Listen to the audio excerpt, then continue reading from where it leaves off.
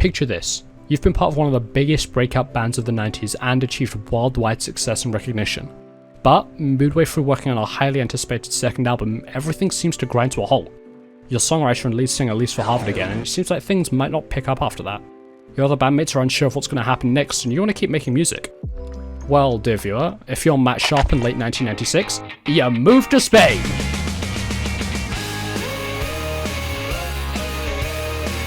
The late 90s were a weird time for Weezer. The band had just finished wrapping up the touring for their critically acclaimed masterpiece, the Blue Album, and a length of downtime came about for the members. For Rivers, they spent enrolling for Harvard.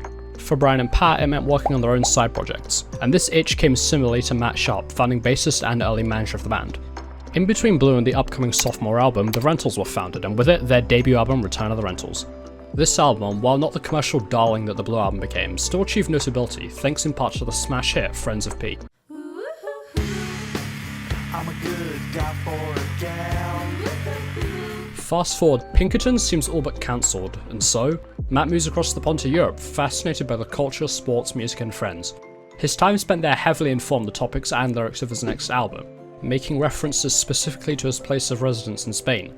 Lines like, I know a girl lives off the coast of Spain. and, She says it's alright that you don't speak the language. or, The European say. and, you know, the entirety of the song Barcelona. Now, the music scene in Europe in the late 90s was wildly different, especially in where, unlike the grunge-tinged post-punk of the US, Britpop was exploding with bands like Oasis and Blur at the forefront. Coincidentally, Matt just so happened to be acquainted with the lead singer of the latter, having toured with them in 1996 and Damien actually having a feature on the track Big Daddy C. Matt came over to party in Spain and record in Britain. With this choice, you can really hear the influence the Britpop movement had on the Rentals' sound in tracks like Hello Hello,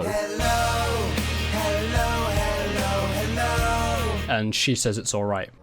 She says it's alright that you're going to the States. Mostly gone with the leading synth lines and 3-chord progressions, instead replaced by riffs, acoustic guitars, and an overall vibe of late 90s alt-rock rather than the throwback Gary Newman-inspired debut. Now 7 more minutes failed to really chart anywhere near the debut of the Rentals, a similar story, I know, and led to the hiatus of the band. Eventually, the Rentals returned in 2005 and released their next studio album in 2014, Lost in Alphaville, which was, funnily enough, inspired by a visit to a friend in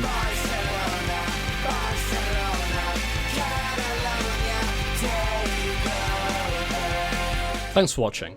I know this video is a major departure from the typical anime stuff that I talk about, but fret not. The next video should still release on time. I just wanted to talk about a severely underappreciated album that I really enjoy, as well as not getting too complacent with just anime content.